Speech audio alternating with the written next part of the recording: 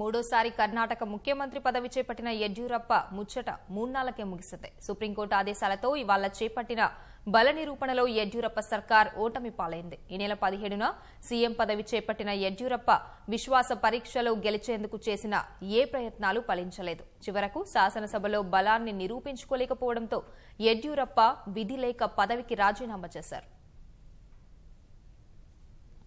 జాతీయ స్థాయిలో అత్యంత చర్చనీయాంశమైన కర్ణాటక రాజకీయ క్రీడ యడ్యూరప్ప రాజీనామాతో ముగిసింది. ఈ నెల 12న జరిగిన ఎన్నికల్లో 104 సీట్లు గెలుచుకుని ఈ నెల 17న ముఖ్యమంత్రి పగ్గాలు చేపట్టిన యడ్యూరప్ప తన ప్రభుత్వాన్ని కాపాడుకునేందుకు చేసిన అన్ని ప్రయత్నాలు విఫలం కాగా సుప్రీంకోర్టు ఆదేశాలతో చేపట్టిన బల నిరూపణలో ఓటమి పాలయ్యారు.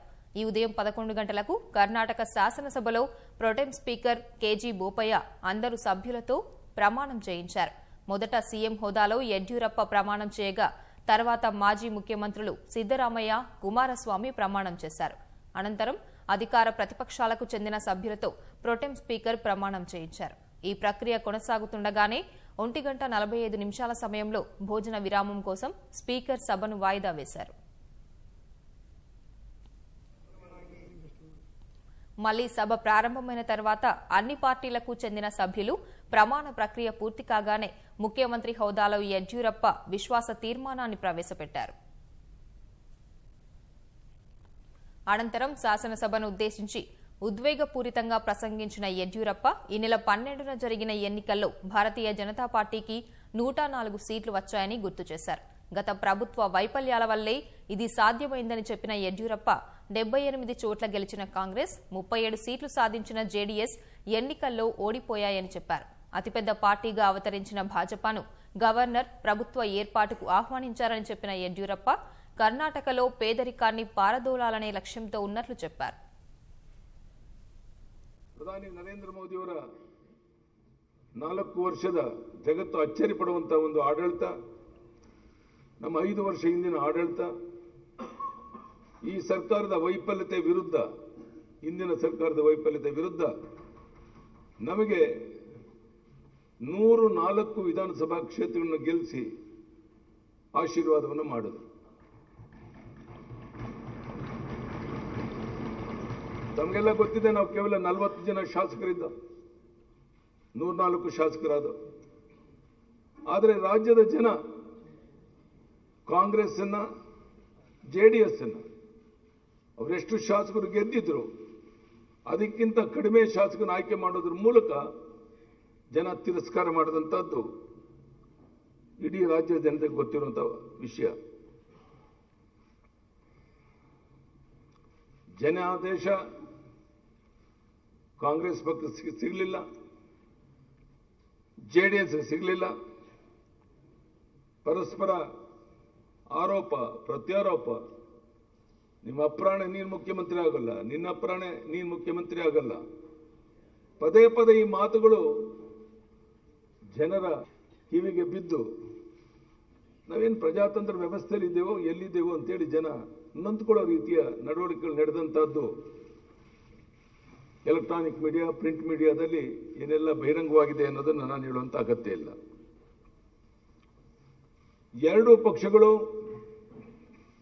ಚುನಾವಣೆಯಲ್ಲಿ ಸೋತ ಮೇಲೆ ಜನಾದೇಶದ ವಿರುದ್ಧ ಅವಕಾಶವಾದಿ ಒಂದು ರಾಜಕಾರಣ ಹೊಂದಾಣಿಕೆ ಮಾಡಿಕೊಳ್ಳುವಂತ ಪ್ರಯತ್ನವನ್ನು ಮಾಡಿದ್ರಿ.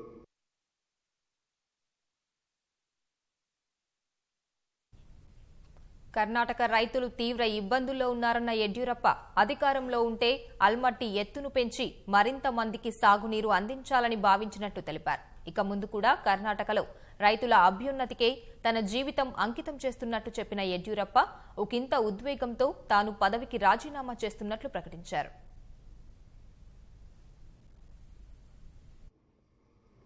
ನಮ್ಮ ಕಾಂಗ್ರೆಸ್ ಸ್ನೇಹಿತರ ಕುತಂತ್ರದಿಂದ ಜನ ದೇಶಕ್ಕೆ ಪ್ರಜಾತಂತ್ರ ವ್ಯವಸ್ಥೆಗೆ ಹಿನ್ನಡೆಯಾಗಿದೆ.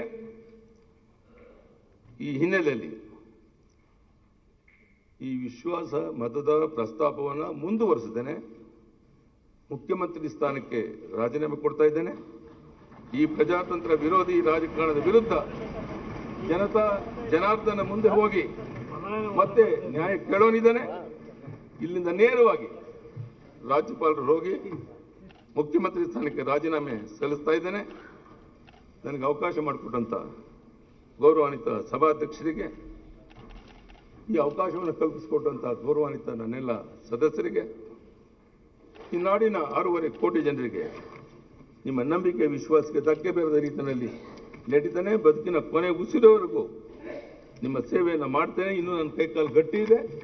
ಇನ್ನು 10 ವರ್ಷ ಕಾಲ ರಾಜ್ಯದ ಉದ್ದಗಲಿಗೆ ಓಡಾಟ ಮಾಡಿ ಈ ರಾಜ್ಯವನ್ನು ಮಾದರಿ ರಾಜ್ಯವನ್ನಾಗಿ ಮಾಡಿ ಪ್ರಯತ್ನ ಮಾಡ್ತೇನೆ. ಅದಕ್ಕೆ ನಿಮ್ಮೆಲ್ಲರ ಸಹಕಾರ ಬೇಕು ಅಂತ ಹೇಳ್ತಾ, ಸನ್ಮಾನ್ಯ ಅಧ್ಯಕ್ಷರೇ, ನಮಗೆ ಈ ಅವಕಾಶ ಮಾಡಿಕೊಟ್ಟದಕ್ಕಾಗಿ ವಂದಿಸಿ, ನಾನು ಇದನ್ನು ಮೂವ್ ಮಾಡ್ತಾ ಇಲ್ಲ, ನೇರ ರಾಜ್ಯಪಾಲರಿಗೆ ಹೋಗಿ ರಾಜೀನಾಮೆ ಕೊಡ್ತಾ ಇದ್ದೇನೆ.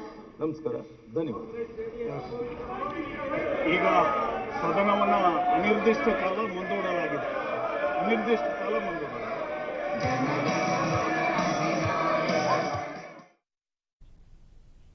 అనంతరం శాసనసభ నుంచి నేరుగా రాజ్భవన్ చేరుకున్న ఆయన గవర్నర్ వాజుభాయ్ వాలాను కలిసి తన రాజీనామా లేఖను సమర్పించారు.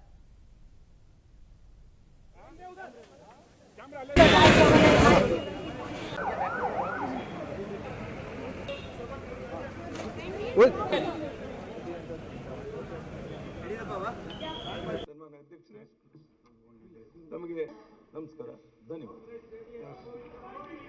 ಈಗ ಸದನವನ್ನು ಅನಿರ್ದಿಷ್ಟ ಕಾಲ ಮುಂದೂಡಲಾಗಿದೆ.